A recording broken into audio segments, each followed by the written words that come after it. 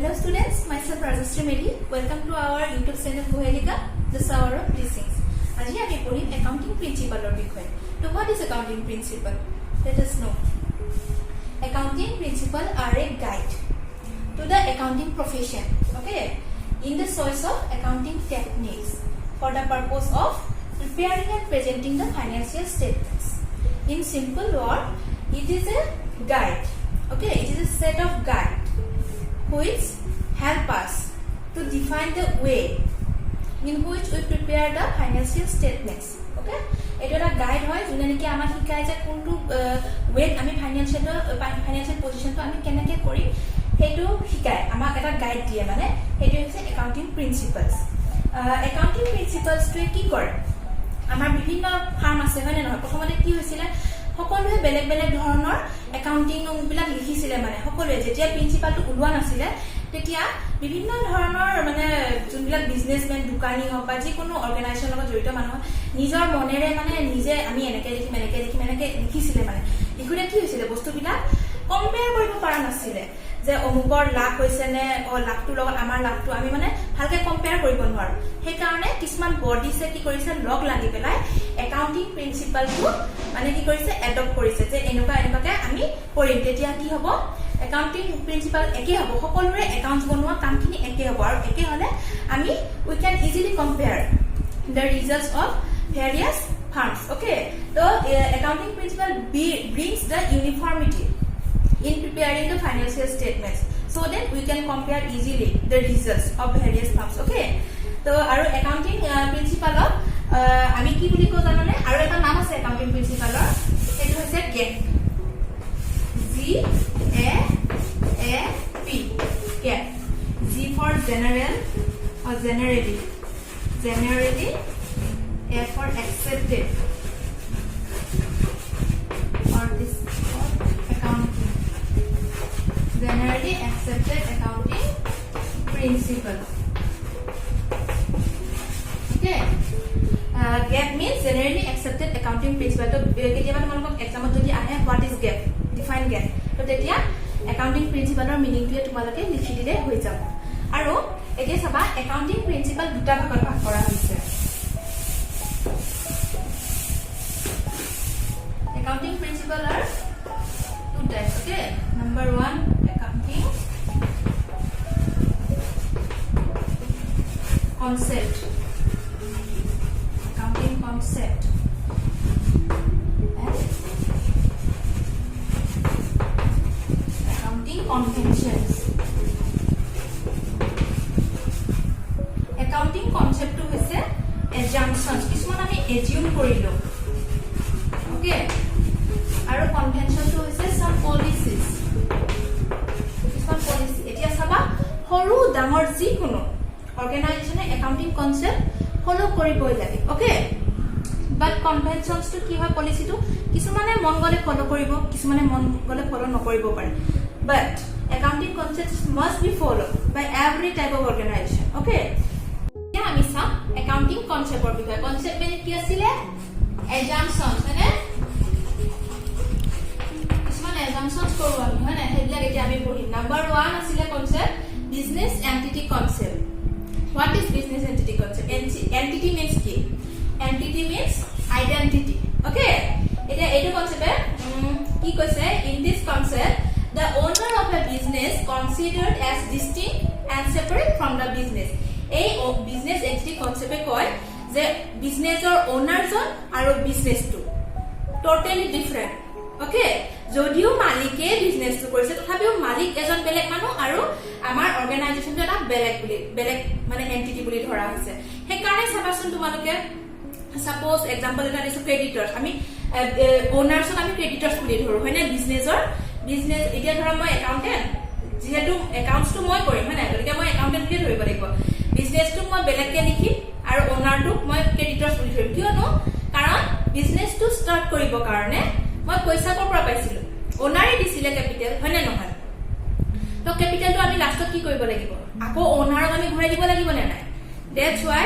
owners are the creditors of the business. Okay, কাৰণ মই ক্যাপিটালটো ক্ৰেডিটৰ্স কাক কয় যাক আমি পইচা দিব লাগিব মানে ইন ফিউচাৰ যাক আমি পইচা দিব লাগে পইচা হ'ব পাৰে সাৰ্ভিস হ'ব পাৰে বা যিকোনো বস্তু দিব লগা হ'ব পাৰে মুঠতে যাক আমি দিবলগীয়া থাকিব they are the creditors of the firm okay তো owners are the creditors এটো বিজনেস এন্টিটি কনসেপ্টৰ বিষয়ে কয় মানে আৰু কি হয় বিজনেস এন্টিটি কনসেপ্ট মালিকে এতিয়া সাপোজ মালিকে এখন গাড়ী কিনিছে যিকোনো গাড়ী তাত জানে কিবা বিজনেসটো এফেক্ট হ'ব কেতিয়া নহয় মানে তো সেই কাৰণে কোৱা হয়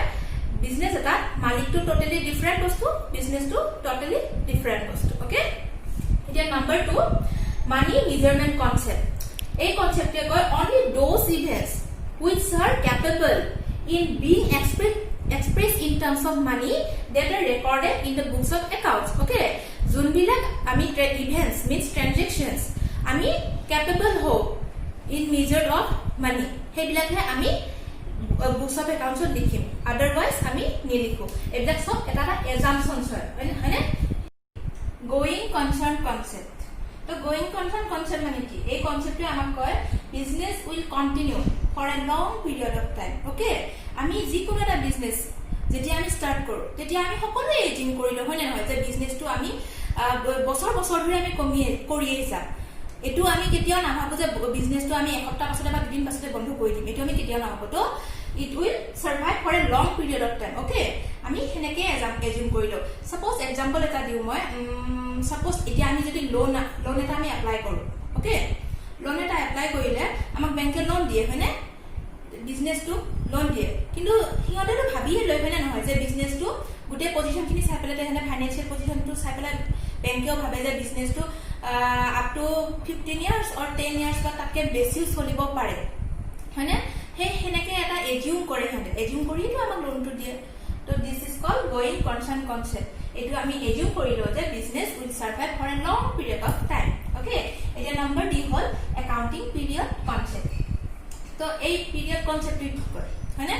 এটো সাপোজ ধৰি লোৱা গোইং কনসাৰ্ন কনসেপ্ট কি আছে অ্যাকাউন্টিংটো এটা লং পিৰিয়ডলৈকে চলি থাকিব হয়নে লং পিৰিয়ডলৈকে চলিলে তাৰ প্ৰফিট হৈছে লস হৈছে এবিলাকটো আমি গমেই নাপাম তো সেই কাৰণে এই প্ৰিন্সিপালটো এডপ্ট কৰা হৈছে okay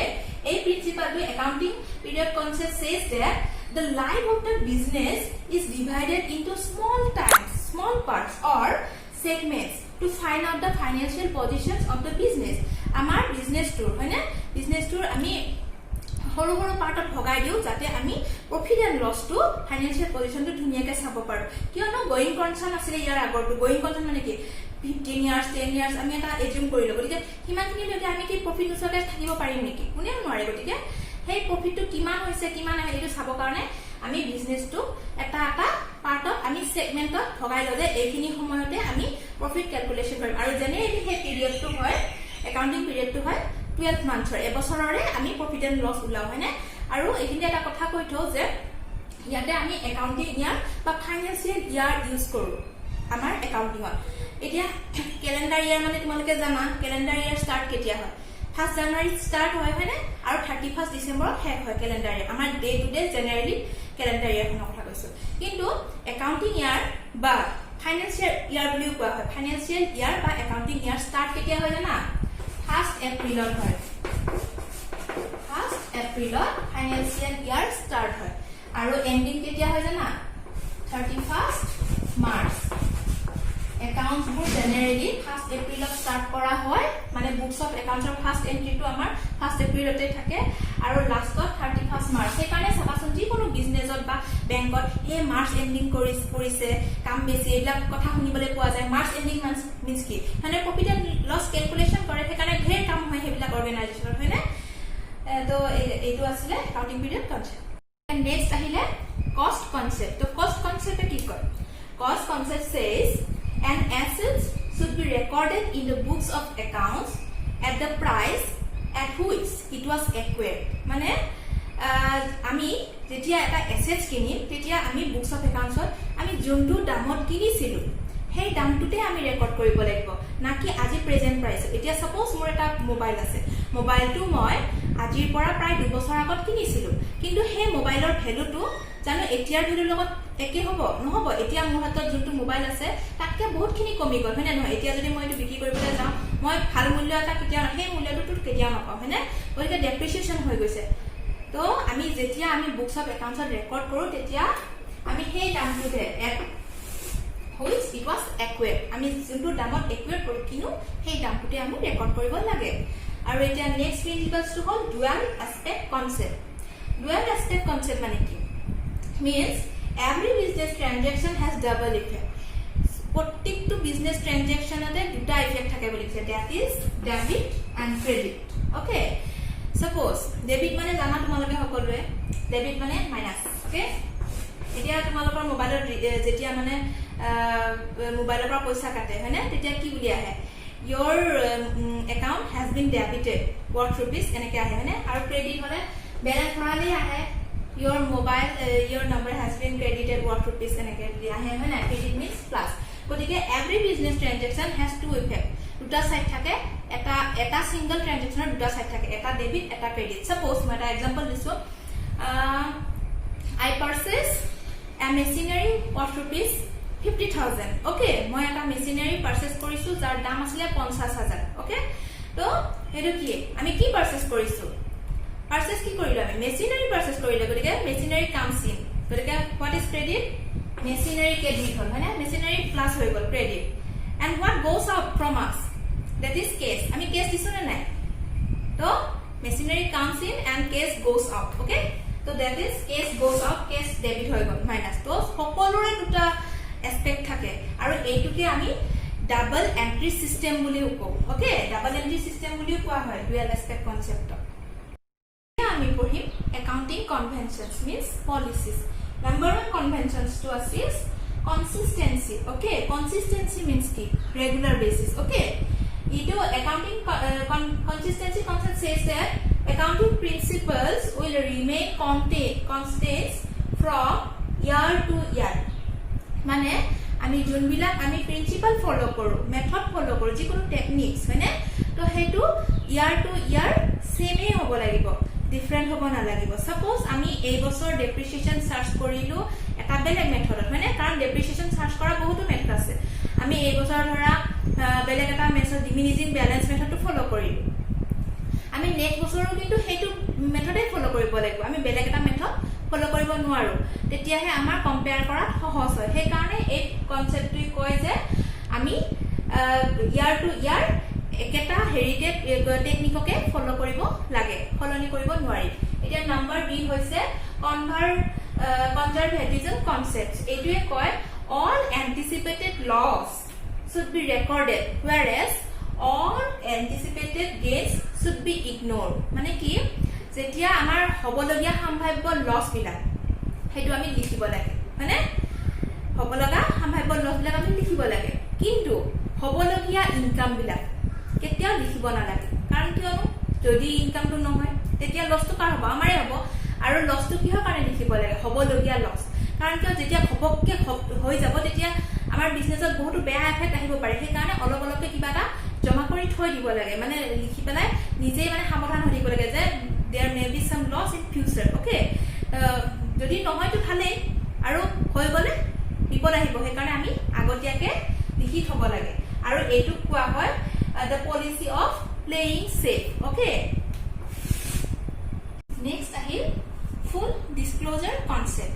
it says that all significant information should be completely recorded okay all significant information we must be record okay there is no omission and no fraud কোনো ধৰণৰ omission বা fraud থাকিব নালাগিব যিমানে ইনফৰমেশন এনে completely record হ'ব লাগিব ফুল ডিসক্লোজাৰ okay গুটেখিনি disclose কৰিব লাগে যাতে সকলোৱে ধুনীয়াকৈ বুজি পায় আমাৰ একাউন্টিং খিনি তাৰ পাছত লাষ্ট আছিল ম্যাটেৰিয়েলিটি কনসেপ্ট আমি নাম্বাৰ এটো কি পাইছিল ফুল ডিসক্লোজাৰ মানে সব দেখাব লাগে মানে কিন্তু ম্যাটেৰিয়েল কনসেপ্টত কি কৈছে items being irrelevant need not to be recorded যোনবিলাক ইমান মানে দৰকাৰী নহয় হেবিলা ৰেকৰ্ড কৰিব দিয়া নাই যোনবিলাক একদম দৰকাৰী হেবিলাকে আমাক ৰেকৰ্ড কৰিব দিছে এই জাহা তাহা যিকোনো বস্তু আমাক ৰেকৰ্ড কৰিবলৈ দিয়া নাই যোনবিলাক মানে ৰিলেটেড হৈ থাকে যিকোনো ডিসিশন এটা ল'ব লাগে সেই ল'বৰ লাগে সেই কাৰণে মানে কি এই ম্যাটেৰিয়েলিটি কনসেপ্টৰ এই ফুল ডিসক্লোজাৰ কনসেপ্টৰ এক্সেপশনস বুলি কয় এটা এক্সাম কিবা আহিব পাৰে what is the exception concept of materiality concept এটা এইটো লিখিব লাগিব না বা এইটো ৰাখিলে এইটো লিখিব লাগিব তো এটা আছে একাউন্টিং কনসেপ্টস এন্ড কনভেনশনস তোমালোকে বুজি পাইছা সাগে যদি ভিডিওটো ভাল লাগিলে